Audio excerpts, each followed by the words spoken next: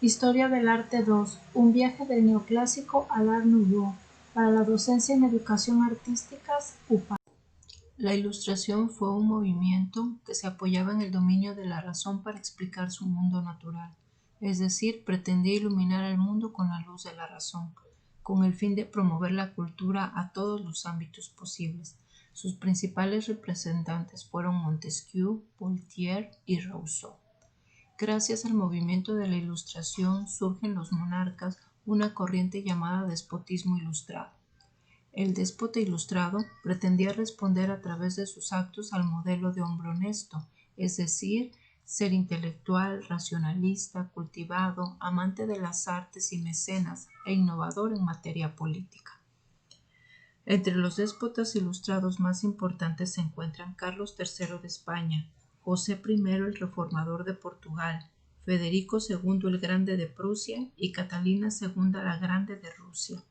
Todos ellos intentaron desarrollar algún tipo de reforma durante su monarquía, ya sea en educación, justicia, agricultura, libertad de prensa, tolerancia, etc. El movimiento neoclásico estuvo influenciado por el descubrimiento de Pompeya y Herculano, por la Ilustración, por el conocimiento, por el despotismo ilustrado. Este movimiento implicó el regreso a las bases grecorromanas, pero se diferencia del Renacimiento porque está centrado en la ciencia. Se retoma el canon de proporciones. Vemos el uso de líneas horizontales, columnas, portones que nos recuerdan a la antigua Grecia y Roma. En la arquitectura predomina el uso de líneas rectas y la escasa decoración, las columnas dóricas y jónicas, los frontones triangulares y el uso del arco de medio punto. Como ejemplo tenemos las puertas de Edimburgo y la cuadriga en Berlín. Por lo que hace a la escultura, no más expresión de sufrimiento ni emociones en el rostro. Estos ahora son más serenos, los cuerpos se dan sin torsión ni contornos. El material exclusivo para esculpir es el mármol y el bronce. Como ejemplo tenemos a la Venus Victrix por Canova en mármol y la Novia, busto retrato de Rafael Monti en bronce. En la pintura se presta más atención al dibujo, a la composición y a los temas que al color. Se dan los colores suaves, armónicos, hay luz en la escena, desaparece el tenebrismo, se pintan varias escenas juntas que forman una sola situación. Sus principales exponentes son Jack Louis David e Ingres. El romanticismo surge como reacción al racionalismo, dándole mayor importancia al sentimiento del artista. Sus características son el subjetivismo, es decir, depende del punto de vista y de los sentimientos la obra del artista. El idealismo, busca lo perfecto y los ideales. La expresividad, busca la fantasía y el misterio. La melancolía, expresa la tristeza y el dolor al grado de la depresión. El gusto por lo exótico, es decir, le gusta lo que está fuera de lo común. El nacionalismo, busca la libertad y los ideales del momento, que eran el liberalismo. El romanticismo en la arquitectura buscará en sus propias fuentes medievales la raíz de su personalidad, olvidando el estilo grecorromano. Ahora el gótico, el mudéjar, el románico y hasta el barroco serán la fuente de inspiración de ciertas concepciones arquitectónicas. Aparecen nuevos materiales para la construcción como el vidrio y el hierro forjado. En la escultura, esta se caracteriza por su energía y dinamismo, apenas si se modifican los modelos neoclásicos, dándoles mayor movimiento e inspirándose más en la naturaleza. Se fijan en temas de la Edad Media y contemporánea. Su mayor exponente es Jean-Baptiste Carpeaux. En la pintura, destaca lo religioso, el sentimiento mítico es intenso, lo social es omnipresente.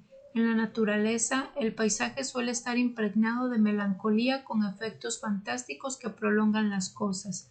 La exaltación del colorido, el cuadro histórico con escenas de la vida y el retrato romántico se refleja el espíritu del pintor. Surgen tres corrientes, en España con Francisco Goya, en Alemania con Caspar David Friedrich y en Inglaterra con William Blake. El realismo surge en Francia a mediados del siglo XIX, inspirado por el positivismo y en oposición al exceso del romanticismo. Sus principales características son Buscar el equilibrio entre la luz y la sombra. La realidad debe ser el principio fundamental. Reflejar el lado material del hombre. Representar temas reales con acontecimientos reales y personas reales. El movimiento realista refleja la realidad individual y social en su marco histórico. Se divide en dos tipos, realismo pictórico y socialista. El pictórico se centra en temas corrientes, siendo su principal inspiración gente cotidiana y común. El socialista lleva ideales de comunismo al arte, educar al pueblo en miras del socialismo. Sus principales representantes fueron Gustave Courbet con El hombre herido, Honoré Daumier con Los fumadores, Camille Corot con El molino de San Nicolás y Francois Millet con Las espigadoras. El impresionismo surgió en Europa en la segunda mitad del siglo XIX, principalmente en Francia. Sus postulados fueron abandonar las figuras plenas e identificables en favor de pintar la luz y capturar su presencia en un panorama específico. Su origen tuvo lugar ya que un grupo de pintores aburridos de la convencional forma de arte innovaron y en 1874 realizaron una exposición colectiva en la Galería del Fotógrafo Nadar, con pinturas de pinceladas fuertes y coloridas. Louis Leroy, mofándose de la obra Impresión Sol Naciente, le asignó el nombre a esta tendencia. Ahora, todas las obras de este tipo se llamarán impresionismo. El impresionismo tuvo una enorme influencia en la historia del arte. Su surgimiento marcó una época artística completamente diferente al estilo clásico de la época. Este se dividió en tres momentos: impresionismo, posimpresionismo y neoimpresionismo. Sus características son la luz como el elemento principal, lo que los obligó a pintar al aire libre. La luz es la responsable de los efectos cromáticos. No se utiliza el negro, ya que las sombras nunca eran negras, sino una parte más oscura del color proyectado. Por ello, las pinceladas más fuertes en esos lugares. Les preocupa captar el momento exacto y el paisaje. Eliminan el uso de la perspectiva con un punto de referencia, por lo que, para apreciar la obra del artista hay que verla desde lejos. Sus máximos representantes son Manet, quien es el padre del impresionismo, sin saberlo sentó las bases; Claude Monet, considerado su máximo representante, impresionista puro que nunca abandonó sus planteamientos; Degas, quien se preocupó por captar el momento en sí con fidelidad y se obsesiona con temas como las carreras de caballo y las bailarinas; Renoir, impresionista durante un tiempo, pero la abandonó debido al gusto que tenía por pintar mujeres desnudas y niños.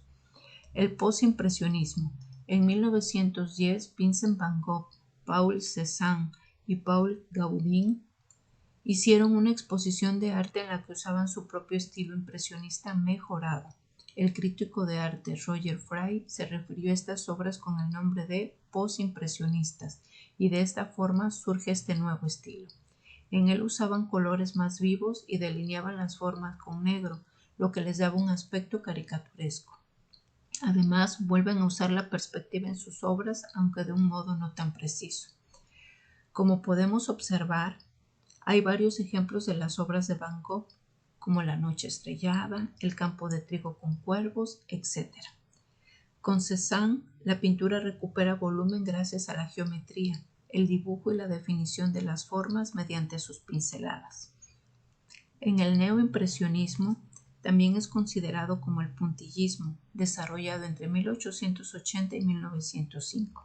Esta tendencia consistía en emplear puntos coloridos yuxtapuestos para conseguir un efecto de contraste simultáneo. Estos puntos pretenden dividir el tono, de modo que se percibe una vibración luminosa y a distancia.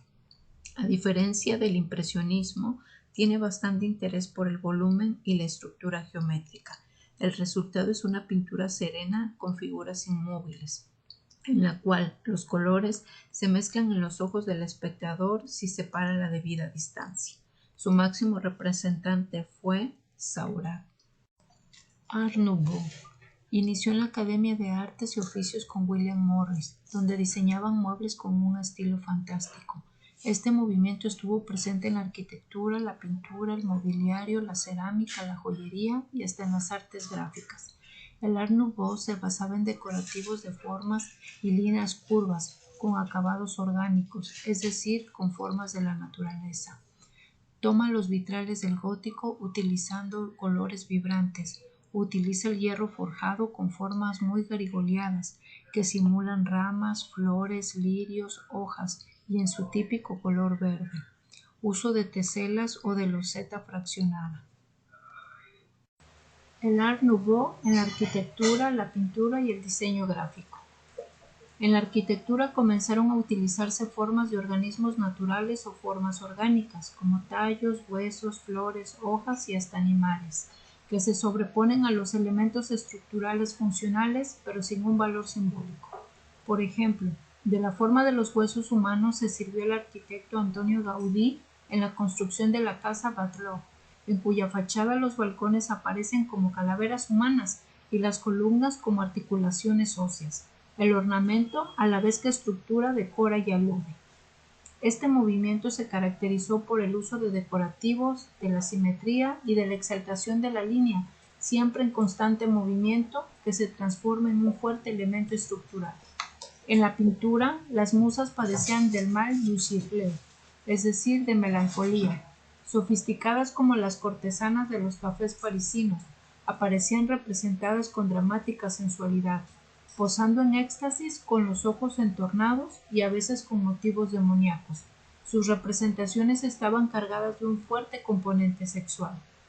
En el diseño gráfico, el Art Nouveau se asoció a un principio llamado estilo Mucha, de Alfonso Mucha, como si se tratara de la misma corriente artística.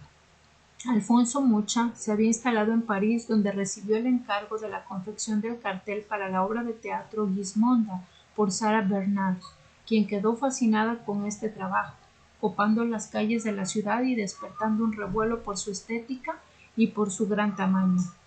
Pronto le ofrecería a Mucha un contrato de exclusividad por 6 años.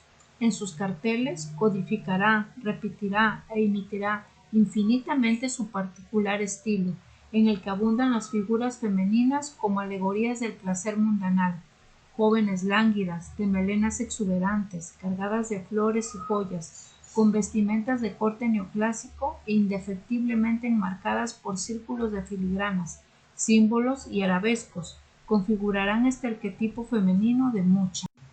El Art Nouveau en México llegó por el presidente Porfirio Díaz, quien para festejar el centenario de la independencia mandó construir el Palacio de Bellas Artes. En él podemos apreciar el uso de vitrales hechos en Hungría con cristal Tiffany. Ejemplo de ello es el telón de dicho edificio, donde se aprecian los dos volcanes, el Popocatépetl y el Iztaccíhuatl. Así también podemos ver el uso de arcos, de herrería que le dan ese toque afrancesado del Art Nouveau. Este arte fue mexicanizado, ya que como se aprecia, tanto la ornamentación de las columnas y del edificio denotan animales típicos de nuestro país y nuestras raíces indígenas.